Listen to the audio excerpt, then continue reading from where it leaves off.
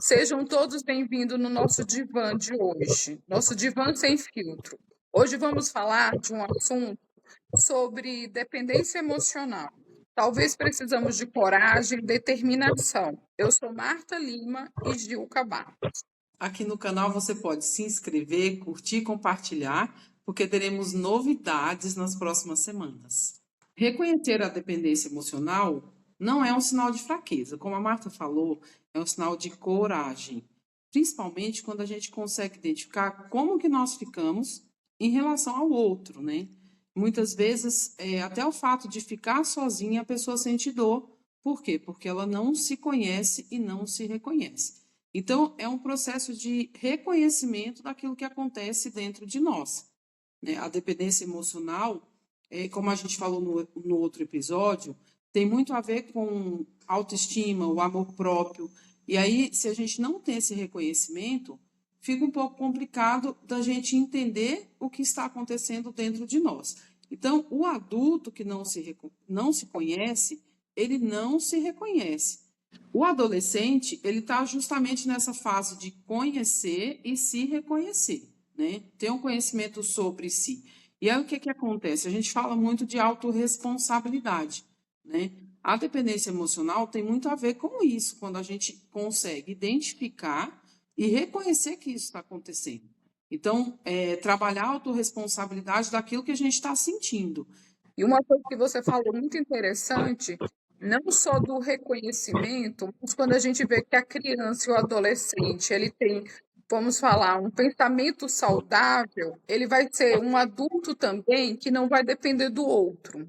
E outra coisa, não sei se você vai concordar comigo, na atualidade de hoje, a gente fala muito dessa dependência emocional com o outro, que às vezes é o parceiro, é o filho, mas uma das coisas que tem me incomodado muito nos atendimentos é que tem muitas pessoas dependentes da relação social, de como eu sou visto, né, na vida social, como eu posto as minhas coisas, como o outro está me vendo. E tem gente que passa quase o dia inteiro se olhando e se analisando e o que o outro está fazendo de julgamento. Então, quando você fala de a gente colocar as nossas crianças, nossos adolescentes e jovens para uma dinâmica de reconhecer quem eles são e ressignificar essa forma de ser, é muito importante tudo que você falou agora. Essa coisa da gente saber tratar a criança para ter um adulto que, mesmo que ele tenha um transtorno, ele sabe lidar, ele sabe se reconhecer, se refazer, se renovar. Aquela coisa de ter o medo, mas a gente consegue não segurar o medo, mas chegar próximo dele e sermos seres humanos melhores. Hoje eu comentei que a gente ia gravar esse podcast com a jovem e falei do tema, né? E ela falou: nossa, esse assunto é muito difícil da gente aceitar.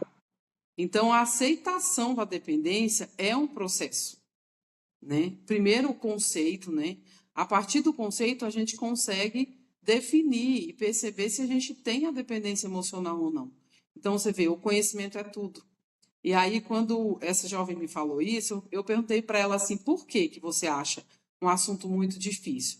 Ela falou assim, porque muitas vezes a gente tem, aí a gente vê o conceito, a gente sabe que tem, a gente não quer aceitar que aquilo está acontecendo conosco. Eu vejo que tem muito a ver o que você disse, porque o uso das mídias, o uso da nossa imagem, né, na mídia, é algo que tem trazido até para dentro de nós mesmo, essa questão de querer provar quem que a gente é. E na dependência acontece muito isso, né? E muitas vezes a pessoa quer provar quem ela é, mas nem ela sabe quem ela é. Ela não se conhece.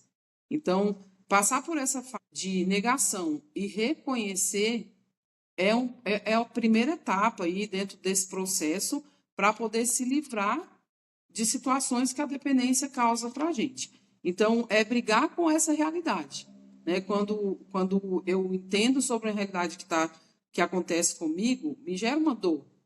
Mas como que eu brigo com essa realidade? Eu brigo para eu não olhar para essa dor e deixar acontecer e ir vivendo do jeito que eu achar que dá, ou eu trabalho isso para eu ser uma pessoa melhor, e eu não digo nem para aparecer nas redes sociais, mas ser uma pessoa saudável emocionalmente, né? Ter relacionamentos saudáveis. E sabe o que que é interessante também, Gil? Que o outro, ele não se vê, ele quer se ver no outro. É como se o outro fosse um espelho. Ele não consegue Uhum, se entender quem ele é. A dependência é isso, é aquela idealização que eu faço do outro e eu não consigo ser quem eu preciso ser porque eu fico idealizando a relação, foto, o desejo, a dependência, isso tudo vai causando angústia, medo, a falta de autoestima, de autonomia, tudo isso o outro perde, porque ele está se espelhando no que ele realmente nunca vai ser que aquele outro. com E assim, certeza. e quando a gente fala da criança, ele às vezes está se vendo no pai, na mãe, e ele não, ele faz parte daquela família, mas ele é um ser único. Então, assim, ele não tem como parecer com a forma de ser do pai, da mãe, ou do irmão mais velho, ou se ele é o irmão mais velho, porque ele é um ser único. Então, o que a gente precisa ver em nós, seres humanos, é isso. Eu posso depender de você quando isso causa desenvolvimento entre as nossas relações. Eu me desenvolvo com você, você se desenvolve comigo, eu aprendo, eu até posso renunciar, porque aquilo pode ser confortável para mim. Mas quando começa a ser desconfortável e eu me anulo de quem eu sou, isso é a dependência que às vezes a gente não quer encarar. Que talvez seja isso que a jovem falou para você. É o medo de encarar é a solidão. E às vezes é tão bom. A gente pensa na solidão, mas esquece da solitude. Que a solitude é quando eu me conheço, o que que eu faço? Eu vou assistir um filme que eu gosto, não que o outro gosta. Eu vou ler um livro porque eu estou com vontade hoje de curtir minha presença em um livro. E aí eu não quero julgamento se hoje é jogo da Copa do Mundo, se hoje é domingo e todo mundo vai para a missa, para a igreja. Eu quero ficar nesse meu momento, nesse lugar que é confortável. E às vezes eu estou o tempo todo olhando para o julgamento ou a forma que o outro está me vendo e eu nunca vou conseguir ser, Sim. né? E essa primeira fase, Marta, ela tem muito a ver com o luto. Dentro do processo, é olhar para a situação, encarar a situação e entrar no estado de luto. Por quê? Porque quando eu entendo o que está acontecendo em relação à dependência, eu vou precisar abandonar alguns pensamentos. E muitas vezes são pensamentos, além de fantasiosos, é como se fosse um pensamento vicioso. Então, se perceber e perceber o próprio comportamento é a primeira fase que a gente tem aí para conseguir passar por esse processo. Então, hoje a gente vai falar sobre essas etapas, e essa é a primeira fase mesmo, é essa percepção, é entender que é um processo, é ter paciência consigo mesmo, fazer a leitura de qual fase que eu estou, eu já aceitei, eu ainda nego, eu já aceitei que tudo isso acontece comigo, ou eu ainda estou fantasiando que não é bem assim, fantasiando que, é só, eu só amo demais, meu jeito de amar demais, né? Então, essa seria aí a primeira fase. E aí, a segunda fase é a gente trabalhar um pouquinho os limites. Então, quando você fala assim, vai ter o jogo, mas eu não quero assistir o jogo, eu quero ler um livro. Então, o que eu estou dizendo? Eu estou dando limite. Neste momento, eu não estou afim de assistir um jogo. Pode toda a família assistir o jogo, mas eu não estou afim, eu quero ler um livro. Então, eu estou dando limites, trazendo o que eu realmente quero realizar naquele momento. E isso não é só em relação a um episódio que acontece no dia a dia na família. Porém, a gente só consegue perceber o que a gente quer se realmente a gente souber quem a gente é. E eu não sei se você lembra, no nosso outro podcast, quando alguém falou para a gente sobre a idealização, que ela nunca tinha percebido a idealização, ou o medo, lembra? Estou querendo lembrar Sim. dessa, que é um pouco parecido com o que você acabou de falar agora. Aham. E ela disse que nunca tinha se visto, que foi uma parte que você fala do narcisista. Sim, sim. E que é o momento onde a pessoa ela perde uma ponte entre ela e o outro. Então, essa fase é justamente isso. Eu assumo, eu aceito, e aí isso vai me gerar uma ansiedade, porque o meu cérebro está acostumado, a minha mente está acostumada a pensar, a se condicionar ao outro, então eu vivo na dependência daquele outro, pode ser um relacionamento, pode ser o pai, a mãe, um amigo, enfim. E aí, quando eu começo a tentar transformar esse meu pensamento, é claro que eu vou ter uma abstinência, posso sentir ansiedade, posso sentir medo, medo do abandono, insegurança, sensação de vazio. E aí é justamente acostumar o pensamento a uma nova forma de pensar, né? E tem E, muito a ver com o que o rapaz comentou lá, que ele me deu uma resposta do outro podcast que a gente fez, né? Onde ele fala, olha, eu não tinha percebido que tem algumas atitudes, até relacionado ao próprio se relacionar com o narcisista, que eu tenho essa dependência, eu viro uma presa fácil para outra pessoa. e quando a pessoa quer mudar, às vezes você nem entra totalmente numa ansiedade, mas você entra numa angústia, que Sim. é muito parecido com qualquer tipo de vício. E Sim. assim, e a gente tem muito medo de falar de vício, a gente tem muito medo de falar da dependência, igual a gente está falando. Por quê? Porque incomoda. Então, tudo que traz desconforto, a gente fica assim, né? Tipo, não vou me mexer muito porque pode ser que vai. E é verdade, é do nosso ser mesmo. A gente se incomoda com isso. Então, o que que acontece? Às vezes eu não chego a um grau de ansiedade, mas eu chego numa angústia tão grande comigo mesmo e com os meus pensamentos que eu não quero nem pensar que isso existe em mim. Sim. E é nesse momento que eu entro nessa angústia que eu tenho que pegar e falar assim: não, eu tenho que trabalhar isso. E aí, às vezes, a gente vai botando nome no que não tem. Às vezes a gente diz, não, isso que eu estou sentindo é porque é financeiro, é porque agora eu estou sem trabalhar, é porque Uhum. agora eu estou sem estudar. E, na verdade, não. É porque eu sempre não consigo viver sem aquele outro. Aquele outro não faz sentido para mim. E tem tudo a ver também como a pessoa lida com o perdão, né? Como ela se perdoa, porque eu reconheci que eu tenho a dependência, eu assumi que eu tenho a dependência, mas como eu estou me vendo dentro desse processo? Se eu não me perdoo, o processo fica um pouco mais difícil, porque eu vou ficar parada no se perdoar. E aí eu não consigo seguir o processo de se libertar da dependência emocional. Até a nossa ideia é bem educativa mesmo, bem prática, é justamente entender que existem etapas. Porque às vezes é uma outra coisa que acontece. A pessoa pensa que eu reconheci, está resolvido. Não, é um processo. E uma das coisas é se perdoar. É olhar e falar, não, tudo bem, eu tenho isso, eu vou entender o motivo, mas como eu me perdoo em relação a isso? E o bonito do perdão é pensar no auto-perdão. Duas coisas que encaixam muito bem. É o auto-perdão e a compaixão. Quando eu olho dentro de mim mesmo e digo assim, eu preciso ter compaixão da minha dor. Eu preciso olhar para, eu preciso me olhar e me sentir e ver que eu preciso caminhar daqui para frente, sem culpa, com compaixão e sem a culpa e com a aceitação de tudo. Aí é como se fosse uma plantinha. Você começa a germinar, você começa a ser outra pessoa.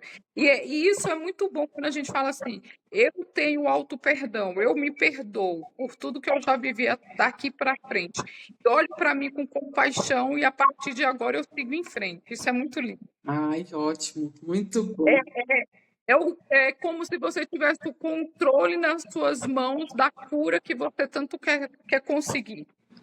E sabe, a cura emocional, ela depende muito da gente. A grande parte da cura emocional depende da própria pessoa. No sentido, uma planta, ela já não nasce pronta. Ela tem todo um processo de crescimento, que inclusive esse processo está na nossa terceira fase, que é o quê? É como eu vou resgatar a minha identidade. Então, eu olhar e falar, não, peraí, o que aconteceu comigo que chegou nesse ponto? Né? E isso é mergulhar mesmo para dentro. Lembra, no outro podcast, a gente falou sobre a cebola, né? Então, aí descascando, descascando e mergulhar para o seu interior para você conseguir resgatar a sua identidade. Não que você vai ser a criança, né? Que você vai voltar lá a 5 anos. Não é isso. A psicanálise, a gente trabalha muito com traumas, situações da infância, mas olhar para isso não é gerar um sofrimento, mas é entender o que aconteceu e agora o que eu quero, em qual momento que eu me perdi, quem que eu sou, o que eu quero fazer. Então, passar por esse processo mesmo do resgate da identidade. E aí é mais um trabalho. Hoje eu estava olhando um pouco para isso e o Winnicott, que é um dos psicanalistas, ele fala sobre o falso self, que é quando a criança ela cria um personagem para agradar o outro por determinadas situações. Pode ser pelo comportamento do pai, do professor, de quem for, mas ela cria e ela vai deixando os desejos dela para trás. E aí, quando eu olho para a minha identidade e eu falo, não, eu vou resgatar, o que vai acontecer? Eu vou trazer um viver criativo, que é o quê? Qual que é o meu self verdadeiro? Né? Até tem um trabalho que o pessoal faz, que é da roda da vida, onde a gente vê todas as áreas da nossa vida. Então, por que não? Eu olhar para todas as áreas e falar, não, profissionalmente, o que eu quero? Né? No meu relacionamento, o que eu quero? Na minha família, o que eu desejo? Na minha vida social, o que eu desejo? Com o meu corpo, com a minha saúde, o que eu desejo? Então, é um processo de resgate dessa própria identidade, né? Trazendo realmente aquilo que a pessoa tem dentro e que em algum momento ela se perdeu. Que é a sua autonomia. Quando você tem autonomia, você tem prazer de ser a pessoa que você gostaria de ser. Então você não, você perde o medo e você começa a se comportar diante de você mesmo como eu quero, eu sou, eu vivo, eu preciso. E aí isso tudo se chama autonomia. Eu tenho autonomia sobre mim. Eu amo fulano porque eu sinto um bom sentimento.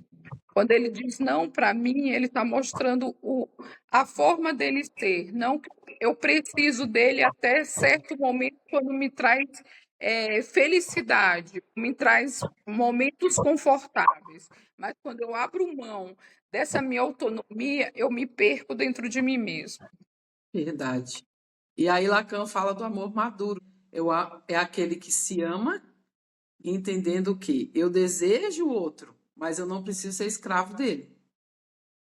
Né? Eu me amo, eu desejo, porque o desejo faz parte da nossa vida. A gente deseja várias coisas, mas eu não preciso ser escravo daquilo que eu desejo no outro. Eu preciso ter esse amor maduro aí e partir de mim, sim, dizer eu não para as situações que precisam ser ditas. É reencontrar consigo mesmo o tempo todo, isso é um exercício, e aí tem uma diferença entre dependência emocional e liberdade emocional. Dependência emocional, eu sou escolhido por ter valor. E liberdade emocional, eu tenho valor antes de ser escolhido. Então, eu consigo enxergar o meu valor antes de ser escolhido. Que é o quê? É você saber aonde você está, com quem você está e com quem você gostaria de estar. Você não está num ambiente perdido, você sabe realmente aonde você quer seguir, qual é a proposta da vida, qual é a proposta do que está ali. E isso é muito bom. E às vezes a gente fica numa situação e são em coisas muito simples da vida. Às vezes você está num restaurante e essa pessoa não tem autonomia de falar: ah, eu vim com você nesse lugar porque eu estou com vontade de comer tal comida. Porque ela não tem essa autonomia, ela tem um medo, ela tem um receio, ela tem insegurança. Então, quando a gente começa a se reconhecer, a gente começa a se colocar como pessoa. Então, assim, mesmo que eu erre, eu vou chegar e vou falar assim: olha, me perdoa, eu errei, não era a minha intenção, mas eu tô sempre me colocando como uma pessoa nesse lugar. E quando eu começo a depender do outro, eu não me coloco mais. Tudo é desconfortável e eu não sei lidar com a minha dor. Eu não sei lidar com a pessoa que eu sou. Legal. Olhar para a vida, entender que esse processo não é uma linha reta, não é algo exato. A gente tem que fugir desse pensamento. É importante a gente entender a própria vocação, né? Aquela coisa de você ter várias opções de aparecer, você pensa que sempre tem que estar bem. Então, eu falei bastante essa palavra hoje, processo. O processo é dolorido, mas, além de valer a pena, precisa entender que pode acontecer recaídas. Mas quando a pessoa ela tem o auto-perdão, autocompaixão, quando ela consegue identificar de fato o que está acontecendo, quando ela consegue identificar as suas emoções, ela vai ter paciência com esse processo. E aí, deu um passo para frente, precisou voltar metade do passo, não tem problema, é um processo. O importante é não desistir e entender que só de você estar aqui assistindo a gente já faz parte de uma construção dessa nova identidade. Então, isso é a mensagem que eu deixo para vocês. A partir de agora, você tem autonomia e autoridade sobre você. Isso, quando a gente tem a nossa autonomia, a nossa autoridade, a gente consegue seguir em frente. É igual outra coisa que eu vejo muito, é a nossa lealdade, a minha lealdade comigo mesmo e a fidelidade. A fidelidade, eu preciso do outro para eu ser fiel, eu faço aliança com esse outro. Mas quando eu sou leal, eu preciso ser leal comigo mesmo. Eu crio a minha autonomia e depois eu tenho a minha liberdade, a minha escolha, seguir em frente, como você disse. É um processo de seguir em frente, mesmo que eu caia, que eu me sinta num dia incapaz, mas não quer dizer que eu não quero continuar, que eu quero vencer, que eu quero viver, mas viver com qualidade. E para finalizar, o que acontece? Quarta-feira que vem, às 20 horas, a gente quer fazer um grupo para a gente conversar um pouco mais com vocês sobre isso. A gente vai deixar um link aqui e você pode fazer a sua inscrição. Nós vamos formar esse grupo, você que está aí no país ou até fora, quem assistir estiver aí com vontade de compartilhar, de conversar, a gente te convida para esse tempo, na próxima quarta-feira, às 20 horas. É isso, Marta? Eu tô igual o Cristiano Ronaldo. Quem vem, vem, vem. Vai ser muito bom.